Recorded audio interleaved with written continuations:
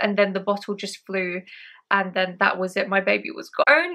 Guys, the only criticism that I have with this fragrance, oh my god, no way! Welcome back, guys, to another video. In today's video, we're going to be talking all about fragrances that make you smell classy, rich, elegant and demure. We love all of this. Don't get me wrong, a lot of these fragrances, some of them will be a bit more costly than others. I have created like a good mix for all of you guys. All of these are very classy, super elegant. Yeah, I really hope that you guys enjoy. I think there's nothing better than smelling really classy when you enter a room. You know, you make an entrance as soon as you go in there. That isn't to say young, fun fragrances don't make an entrance, not at all. But sometimes having something that smells a little bit more vintage, a little bit more mature does make a bit of a difference. I find they do smell a little bit more well blended. They have notes in there like sandalwood, iris, just gorgeousness. Please like and subscribe because that really helps with the channel. I say it all the time, but you guys know I'm being more and more consistent. Yeah, hope you guys enjoy and we'll just jump straight into it. So we're starting off strong, and please don't be confused, guys. I know that this is the Dior Privé bottle, you know, like the sample bottles that you get. This is Encens Divin from Givenchy. Now, what happened with that fragrance is I bought it, and me being just the bloody nightmare that I am, it just cracked and fell. It spilled everywhere. It was on one of my shelves like a couple of years ago, if not a little bit longer. And what happened is I knocked the shelf and then the bottle just flew, and then that was it. My baby was gone. But what was left in the bottle, I was able to decant in here, and that's why I wanted to tell you guys, please don't be confused. This is Encens Divin from Givenchy. Now, this is a very classy fragrance. If you're into warmer, spicy, more ambery type of fragrances, also very unisex leaning, then I think you'd really enjoy this.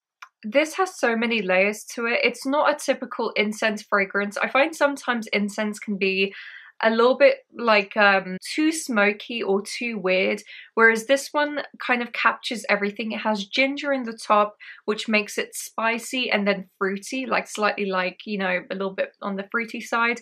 It also has black and pink pepper, which gives it this kick. In the mid, you have cypriol, rose, some really juicy rose facets in here. It's not like a dry rose whatsoever. In the base, what I find really interesting is you have vanilla, tolu balsam, which gives it like this sticky, like ambery type of quality, and oud. But honestly, this doesn't contain real oud, and it's not oudy whatsoever. It just has like a very mild oud accord in the base.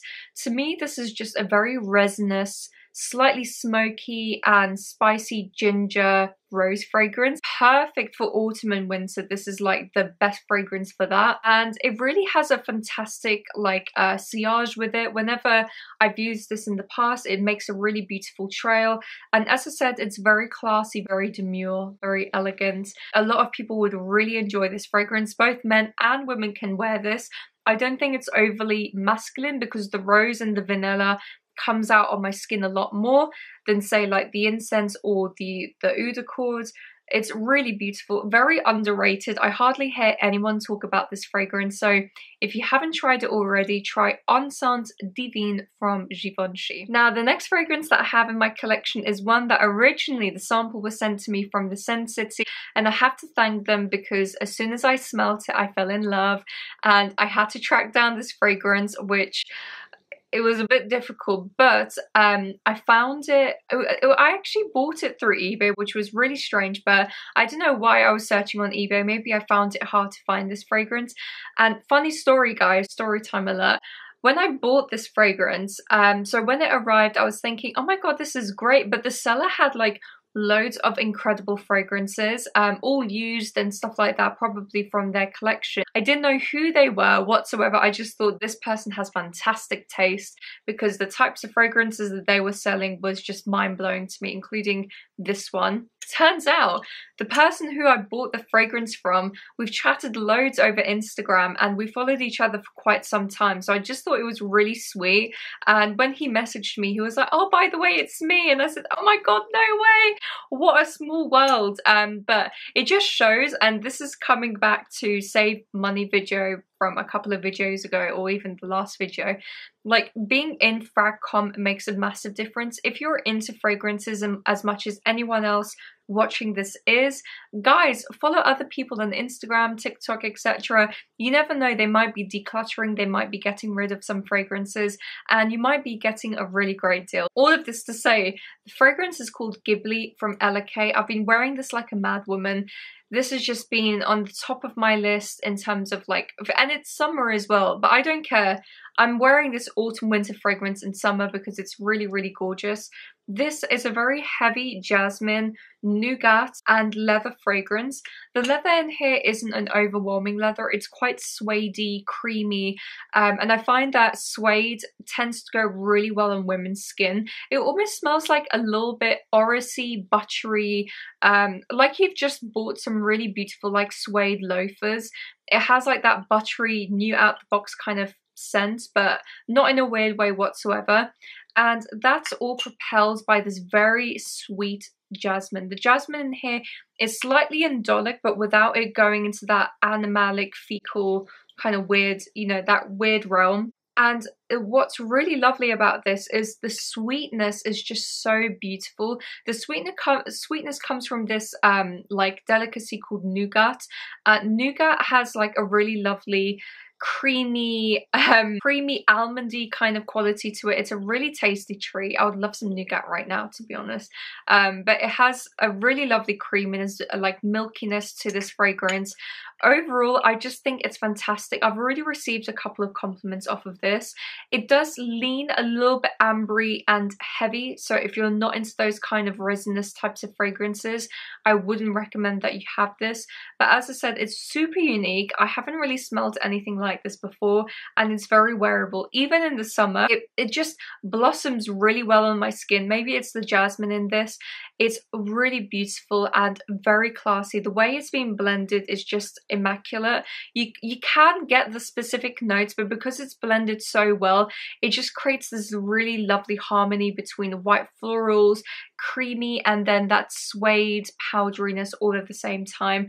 Very classy, very rich and mature smelling. So that's Ghibli from Malaquais. So the next fragrance that we have is a classic. How can we not talk about the beautiful Guerlain? I could have included Shalimar and all of these fragrances, but I thought to myself, what is my most favorite Guerlain out of their entire range? Samsara. This is the EDT which I borrowed. I prefer the Parfum, to be honest, but it's a really gorgeous fragrance. It does lean a little bit vintage. I won't lie to you guys. I know a lot of people might find it a little bit vintage smelling, and predominantly that's coming from the orris or like the iris. Orris and iris, I mean, I've already done a whole video on that, so if you guys want to see that video, I'll link it down below. But it has different nuances, right? It can go into this nutty realm, it can even go into this creamy buttery realm, but in here it goes into creamy and also lipsticky. A lot of lipsticks kind of have like that makeup-y, powdery feel from some time back, and this encapsulates it but in a really beautiful way. On top of this, you also have some really lovely notes of peach and some fruits in the top. Can't even speak today. Lifts this fragrance, so it's not, you know, sometimes iris fragrances or orris based fragrances or powdery fragrances in general, they can be a little bit cloying, right? Whereas this one isn't overly musky, isn't overly powdery, because it does have those fruits and those florals in the beginning, and it's all grounded by this lovely sandalwood note in the base. The sandalwood is very creamy, very pencil shavings, but in the nicest way, you know, not a dark wood whatsoever. It's just so elegant. To me, this is like the most perfect sandalwood fragrance ever created. I know that sounds crazy, but you know, Samsara just encapsulates sandalwood like there's no tomorrow. And I said in my last video or in my next video, I don't know which one I'm posting yet, that the sandalwood in here is encapsulated in every nuance. And I would have done anything, guys, to have tried like the OG Samsara before it was reformulated. You know, who am I to say, oh my god, they can't reformulate that, how dare they? it's been around for ages, like years upon years upon years, so who am I to say that? But overall, just Samsara in of itself just encapsulates that exotic sandalwood. It even has like a bit of ylang-ylang, like some yellow florals that gives it this like exoticness. Three-dimensional fragrance, really absolutely gorgeous, and makes you smell very classy, very mature, and very demure. So that's Samsara from Guerlain. Now the next fragrance doesn't even need an entrance. This is a fantastic, incredible option for people who do want to spend a little bit more money. So this one is on the expensive side, but, and it's very rare that I ever say this, I think it's actually worth the money because it's that good. The whole line from the Cartier Oud collection is just insane. Mathilde Laurent is a genius. The way she comes up with fragrances, the emotions that it invokes is out of this world. I even watched like a mini documentary about her because I was so intrigued by her creations, and I thought to myself, this woman is in like a different realm when it comes to fragrances, and she really is. The way she describes it, you know, it has a feeling to it, it has a purpose, but it's never based in her bias, and I think that's really beautiful. A lot of perfumers, sometimes it's hard to get out of that bias and just be free with the fragrance. It is poetic because I love it so much, and it really invokes like a completely different feeling. This has so many layers to it, even though it's so simplistic, right? And the reason why it smells so classy, so elegant, is the sandalwood. Now the oud in here is a very beautiful oud. It's not, sorry, I have to take another take. Do you know what? I'm going to spray it all over myself today because I deserve a nice fragrance. Wow. The oud in here is slightly balsamic. It's not an animalic oud whatsoever. So if you guys struggle with the note of oud, look no further. This isn't an animalic oud whatsoever. And you know, the one thing that I will say is a lot of people assume when they think of oud, they think feces, they think animalic. A lot of natural ouds don't smell that animalic. Some do, some don't. It's getting the right type of oud. There's all different varieties of oud. Obviously they have to farm for it nowadays, which is a little bit different to maybe from before, but nonetheless it doesn't have to smell animalic, and this does not smell animalic whatsoever. It has that smokiness and that incense balsamicness from the oud, but the sandalwood is the real player in here. It's very creamy, it's buttery and pencil shavings, but all in the right way. The top notes, it's still debated what's in the top notes. To me, I get this liqueur, like plummy type of thing going on. Whether it actually has plum or not is like completely besides the point, but you do get like this fruity, liquor-y type of nuance in the beginning, which makes it a very three-dimensional fragrance. It has sweetness as well, which really balances the fragrance. It's not too dry, not too masculine at all. Men and women can 100% wear this fragrance, and it's worth wearing. If you've never tried it before, please give it a go. So that's Oud Santal from Cartier. Actually, the only criticism that I have with this fragrance is the bottle itself. Now, yes, it's beautiful, but the cap, for some reason, it keeps leaking no matter where I go with it. Sorry, the camera died again. What I was saying is that no matter where I go with it, it tends to leak. That's my only concern with this fragrance. Why have I spent so much money, even though it's a beautiful fragrance, for it to leak from the lid? So when you are going to purchase this, if you are, speak to the rep there and just say, please, can I have something in writing or something that it won't leak, or that there isn't like a manufacturing fault, because I generally think that I've got like a little bit of a dodgy bottle. But anyway, it's still gorgeous, and I'd highly recommend that you try it. So that's Oud Santal from Cartier. So the next fragrance that we have is one that I don't have in my collection as of yet, but it's one that I've been really enjoying a lot so far. I've been using the sample quite a bit. It's basically nearly completely ran out. It's from the brand Dries van Noten. This one's gotten a lot of love over social media, whether that's Instagram, TikTok, etc. And for good reason. It's a very unique fragrance. So this is called Soie Malaquais, if that's how you pronounce it. It's a very, very special fragrance, and I'm just going to spray a little bit on my hand. Wow, it's so unique. So the beginning is a very tart blackcurrant, maybe mixed with some other berries as well, and then goes into a very silky, rosy, like chocolatey kind of realm, but not gourmand whatsoever. It has that cacao-ness that has like that powdery element to it. It doesn't smell like pure chocolate, if that makes sense. It smells like dark cacao shavings in a weird way. What's really unique is that it has like this underlying nutty sweetness, and that's coming from chestnut. So you have tart fruitiness in the beginning from the blackcurrant, and then on top of that, towards the base, you have like this silky, rosy, cacao-y chocolate nuance, which is really very peculiar. The reason why I think it smells really elegant and mature is because of that silkiness. The way it's been blended is really quite beautiful,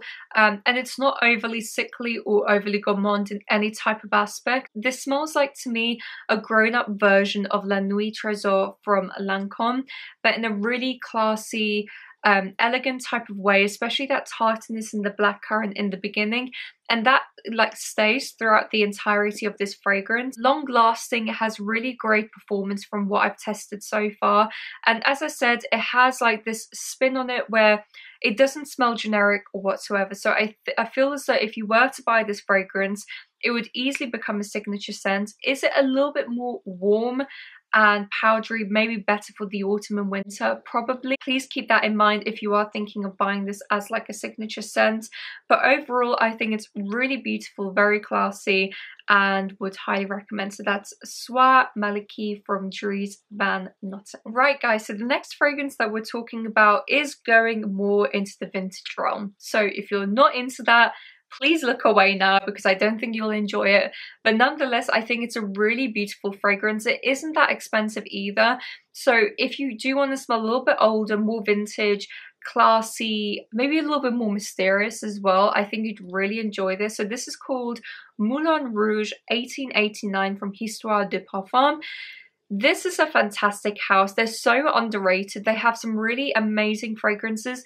The quality is out of this world. Maybe even high oil concentration, and it really shows. To me, this is a very beautiful orris fragrance. The note in here that shines is 100% the iris. The iris takes forms in lots of different ways, predominantly in the lipstick realm for this one. Powdery, creamy, beautiful. It also has plum and tangerine, which you can slightly smell the plum. To me, the plum isn't like a fruity plum whatsoever. To me, this is a very dry plum. If anything, it's more like plum liqueur than anything else. It's not like juicy or fruity or sweet. It's very dry, this fragrance, with some rose and patchouli. But overall, the way I described it in my iris fragrance video, it's as if you've walked into a theatre, like a very old school theatre, with plush red velvet seats just surrounding like the whole theatre. You have in one hand a lipstick that you're just about to apply, and then on the other you have an old-fashioned, right? And you're just there waiting for the theatre, for the show to start. It's really very old school, but in the nicest way. That iris note really envelops super duper well. It's creamy, it's super wearable. I've worn it quite a few times, and so far I've really enjoyed it. Granted, I do think that this is more winter, autumn winter kind of leaning, just because it is a little bit more on the musky side. I think some people might find it a little bit cloying, so please sample it beforehand. But otherwise, it's very elegant. It has like this mysterious vibe, and I think that's probably coming from the plum mixed with like this patchouli hippiness in the base. I don't know, it's just very, very unique. So if you're into that, then I would recommend that you try Moulin Rouge 1889. Last but certainly not least, we're going to be talking about the house of Rance 1795, and this one is called Elise. I think I talked about it in my last fragrance or the video, I can't even speak anymore, in my last video or in the video that I'm going to be posting after this one, I'm not entirely sure. This is a little bit different. So the others were more leaning like woody, ambery, incensey. This one is more in the citrus floral type of vibe. I've already sprayed it here, but I'm going to spray it again for you guys. This is probably my favorite from the brand. So pretty. It's a very unique citrus, very sharp on the citruses. So you have like bergamot, orange. You also have neroli, which is like a citrus white floral, which is very, very beautiful. It has this green aromatic kind of quality to it. Then towards the base, what really makes this fragrance quite unique, it has sea and mineralistic notes. So you can imagine like citrus is in the top mixed with some florals that makes it a little bit more creamy, green and bitter. And then towards the end, you definitely have like a salty sea breeze, but not too marine or aquatic in any type of way. It just adds like this whole different dimension to the fragrance. So overall, I mean, if you are into more citrus or aquatic leaning kind of fragrances, but still want to smell elegant, classy and fresh, then this is definitely one for you, Elise. I know it doesn't list it in the notes, but I kind of get like this tuberose, bubblegummy kind of scent to this fragrance as well. I don't know where I'm getting that from. It could be also the white florals in this. Guys, I just had a call from somebody and I just completely forgot what I was talking about.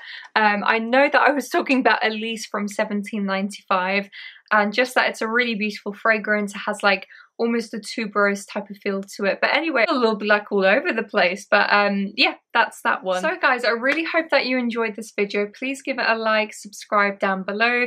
Please let everyone know if there are any elegant, mature fragrances in your collection. Which ones would you recommend? And yeah, can't wait to see you guys soon. Bye!